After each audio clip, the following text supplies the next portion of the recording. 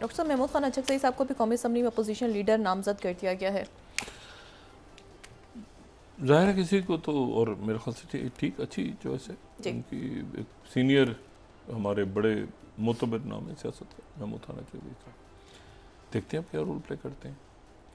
ये जो semi conductors की बात है ना, ये पब्लिक में अब आ रही है, लेकिन ज़ाहिर है पाकिस्तान का जो पाकिस्तान के जो वेपन्स का सारा सिस्टम है और इको सिस्टम है पाकिस्तान के डिफेंस का, तो उसमें सेमी कंडक्टर्स के बग़ैर तो ये मुमकिन ही नहीं कि पाकिस्तान इतनी अपनी जो अस्करी सलाहियत है उसको इतना आगे लेके जाए कि दुनिया की चंद बड़ी, न सिर्फ बड़ी फ़ौजों में बल्कि बड़ी फ़ातह फ़ौजों में उसका शुमार हो रहा है। तो लेकिन यह है कि अब वो वक्त है कि इसके ऊपर फर्दर जो है, अब मुझे नहीं पता कि इसमें डेटा सेंटर्स का प्लान बनेगा क्या बनेगा, लेकिन बहरहाल ये एक बहुत अच्छा आज कदम उठाया कि सेमीकंडक्टर्स कम से कम पब्लिक के डिस्कशंस में तो आए। दूसरी जो बात है वो ये है कि जो मैंने पहले भी बात, अच्छा ये कार्लोस के वाले से अगर किसी को समझना हो ना, ये जॉन कार्लोस, सॉरी ये कार्लोस जैकॉल के ऊपर जो है ये बड़ी, चूँकि बड़ा किरदार बड़ा मिस्टीरियस रहा है, बड़ी फिल्म्स बनी हुई हैं, बड़ा इसके ऊपर बहुत पुरसरारियत इसके ऊपर रही है हमेशा। तो मैं सिर्फ ये बताऊँ कि ह्यूगो शावेज ने बड़ी कोशिश की थी कि ये वापस इसको कंडेम किया था जब सज़ा हुई थी। ये मैं 2009 का BBC थर्ड अगर हम दिखा सकें ना, ह्यूगो शावेज ने डिफेंड किया था कार्लोस जैकॉल को। ये ज़ाहिर है वहीं के एंदुलस रामीरेज। और फिर जो मैंने बात की ना कि फ़लस्तीनियन कनेक्शन क्या है, तो 2022 में फिर कार्लोस ने एक इंटरव्यू दिया, और 2022 में कार्लोस जो है ये कार्लोस ने एक इंटरव्यू दिया 2022 में, जेल से बाहर आया वो इंटरव्यू, और 2022 ये फोर्थ, उसने कहा कि I was the first ever foreigner to join the Palestinian struggle. ये कार्लोस, अब ज़ाहिर है कि ये कार्लोस द जैकॉल। अच्छा, तो बहरहाल ये मैं आपको बता रहा हूँ ना, ये पॉपुलर फ्रंट और अहमद सादात और वहाँ से एक लिंक निकलता है, क्योंकि ये एक ऐसा कैरेक्टर है, मूवीज़ बहुत बनी हुई हैं। अच्छा, इसमें जो दूसरी बात है कि वो रेड लाइन खींच दी है, उन्होंने कहा है कि जी ये तो इसमें तो टर्की और ये मुल्क तो हमें काबिल कबूल नहीं है, जिन मुल्कों के साथ हमारे ताल्लुकात अच्छे रहे हैं या जो बहुत अग्रेसिव नहीं रहे, और तो बाकी तो ये कि अब ये प्रेसिडेंट अर्दोगन दौरा करने आ रहे हैं गज़ा का और यहाँ का, तो ये तो कैसे फिर बात तो नहीं चलेगी आगे।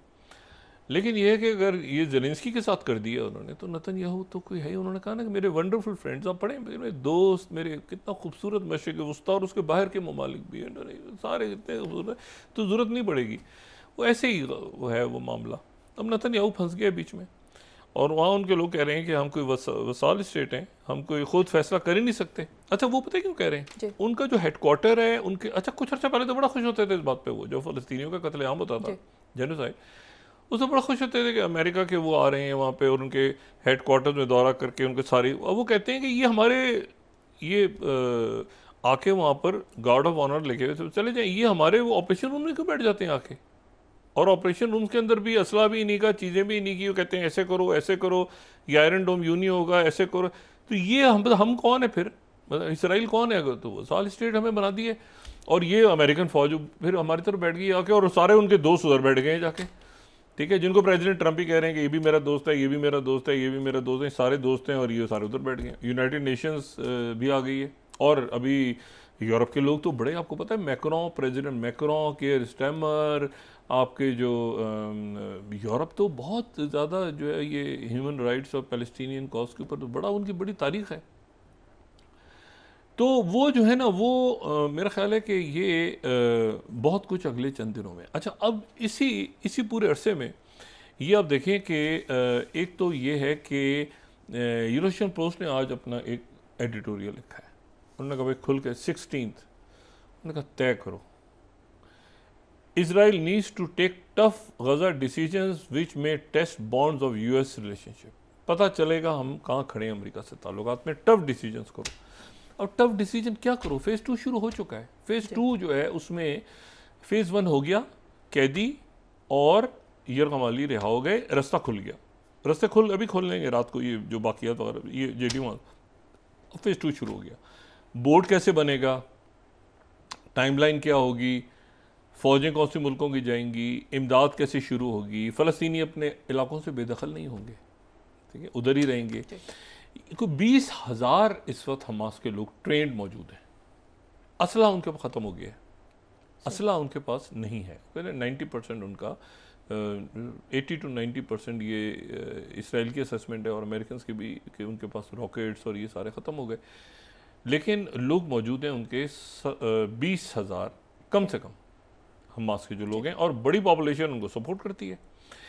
अब सवाल ये सारा कि उस हमास के लोगों को क्या करना है, वो अंदर ही रहेंगे, तो अंदर वो अगर रहेंगे और अगर वो सिस्टम का हिस्सा नहीं बनेंगे, बाहर तो भेज नहीं रहे फ़लस्तीनी अथॉरिटी। अच्छा, इसी दौरान ये ध्यान में रखें कि उधर कत्लेआम शुरू किया उन्होंने वेस्ट बैंक में, पैलेस्टीनियन अथॉरिटी उधर, क्योंकि तवज्जो इधर है तो उधर वो, लेकिन उधर करके तो जो बची कुची साख है वो भी जाएगी इनकी, जो बचा कुचा रह गया ना थोड़ा सा जॉर्डन, अब जॉर्डन आगे आएगा। ये सारे वो मुल्क हैं जिन्होंने बड़े अपने पुराने हिसाब किताब, इस वक्त पीस सबसे बड़ा है कि प्रेसिडेंट ट्रंप का जो 20 नुकाती एजेंडा है वो आगे बढ़े, और ख़ास तौर पर उसका जो पॉइंट नंबर 19 है जिसके ऊपर मैं बार बार बात करता हूँ, असल है उसमें पॉइंट नंबर 19, और पॉइंट नंबर 19 जो है वही सारा इशू है जिसके ऊपर सारा, अगर हम उसको देखें ना दोबारा उसकी लैंग्वेज हम देखें, पॉइंट नंबर 19 के ऊपर सब माने हैं, और वो उस पर गोलमोल करके ये समझ बाद में आई। ये है असल, ठीक है, सेल्फ डिटर्मिनेशन एंड स्टेटहुड, ठीक है, जो कि recognise which we recognise as the aspiration of the Palestinian people. अच्छा, ये जो स्टेटहुड है ना, खुद मुख्तार आज़ाद रियासत फ़लस्तीनी, ये वो चीज़ है जो जिसकी तरफ अब ये सेकंड फेज़ आ गया। सेकंड फेज़ में टाइमलाइन होगी। आज जो है वो प्रेसिडेंट रजब तैयब उर्दुगन मौजूद है। एक तो मैंने कहा ना सऊदी अरेबिया के जो क्राउन प्रिंस और वज़ीर आज़म है वो जा रहे हैं अमेरिका। हमारा पाकिस्तान से भी क़यादत जो है वो जा रही है, इसी हफ्ते ग़ालिबन सऊदी अरेबिया का दौरा करी, बड़ा इंपॉर्टेंट दौरा होगा।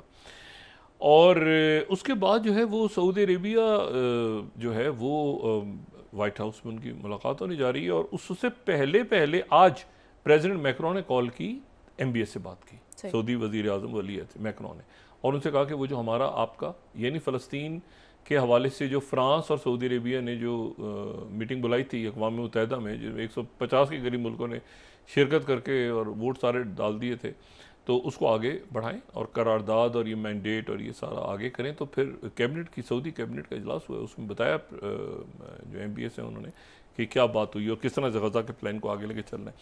लेकिन जो रजब तैयब उर्दुगन है वो आज कुवैत में है, सही, वो कुवैत में है, कुवैत में उनके बहुत सारे माहिदों पे दस्तखत वगैरह, लेकिन उनका कल का दौरा बड़ा इम्पोर्टेंट है। कल उनका दौरा है प्रेसिडेंट रजब तैयब उर्दुगन कल कतर में होंगे, और कल उनकी कतर में यानी कतर के साथ जो स्ट्रेटेजिक पार्टनरशिप है ये करीब हो गए थे जब जाहिर है कि कतर जब ये GCC से निकला और बाकी हमसाया ममालिक के साथ उनकी GCC में प्रॉब्लम्स हुए, तो उस वक्त तुर्की और कतर करीब आए। कल प्रेसिडेंट उर्दुगन कतर में होंगे, और उसके बाद जो है वो ओमान भी जाएंगे। ओमान जहाँ पे ये मुज़ाकरात हो रहे थे, ये किसके साथ, हुतीस के, ओमान का दौरा करेंगे। यानी 3 मुल्कों का दौरा वो कर रहे हैं ये अरब ममालिक का।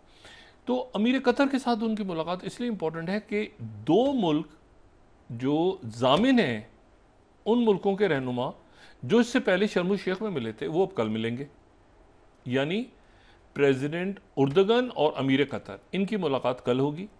और अमीर कतर की तरफ से आज वाज़े तौर पे ये बात की गई है कि जी ये इसराइल जो है ये वहाँ पर जेनोसाइड भी उसने जारी रखी हुई है और वो तोड़ना भी चाह रहा है माहिदा और वगैरह वगैरह वगैरह वगैरह। और उस पर इशू ये है कि ये अब ये कल परसों यानी इन दिनों में JD वैंस यहाँ पे है ना, जैरेड कुशनर है, JD वैंस हैं, ये शुरू हो गया 22, 23, 26 को तो आसियान समिट है, प्रेसिडेंट ट्रंप ने मलेशिया में होना है। और इस दौरान पीछे से खबर आई कि जी उधर जो है वो गज़ा के अंदर वो नेतन्याहू टाई कर रहा है। तो ये जो है उससे पहले उन्होंने ये स्टेबल करके कि अपनी जगह पे बैठ के ये फेज़ 2 शुरू करो।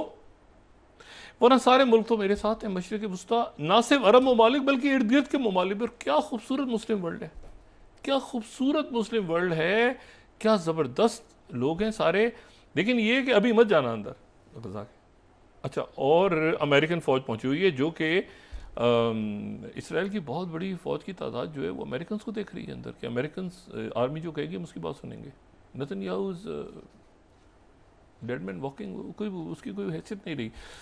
तो अब यह है कि अब जेडी वैंस जो हैं वो किस तरह से बात आगे करते हैं, peace, cease fire, humanitarian aid और टेररिस्ट ऑर्गेनाइजेशंस का ख़ात्मा, एक ज़बरदस्त किस्म का मशरिक़ वस्ता जो कि मुकम्मल। लेकिन वो बात है ना, ईस्ट यरूशलेम, तो फिर तो ये वो क्या बनेगा, थर्ड टेंपल और ग्रेटर इसराइल वाला सारा। तो एक उधर पॉज लग गया है, दो तोसी मंसूबों पे पॉज लगा दी है कुदरत ने। एक है ग्रेटर इसराइल और एक है अखंड भारत।